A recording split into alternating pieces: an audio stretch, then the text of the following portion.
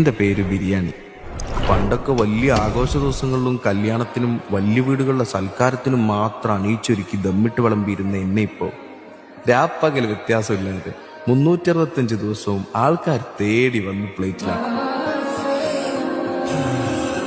അവർക്ക് സന്തോഷം വന്നാലും സങ്കടം വന്നാലും ഇനിയൊന്നും വന്നില്ലെങ്കിലും എന്നെ ഇങ്ങനെ കുഴച്ച് കുഴച്ച് ഇച്ചിരി തൈരും കൂട്ടി ലേശം മസാല മിക്സ് ചെയ്ത് ഇതാ ഇങ്ങനെ കണ്ണും പൂട്ടി അങ്ങ് സേവിക്കും.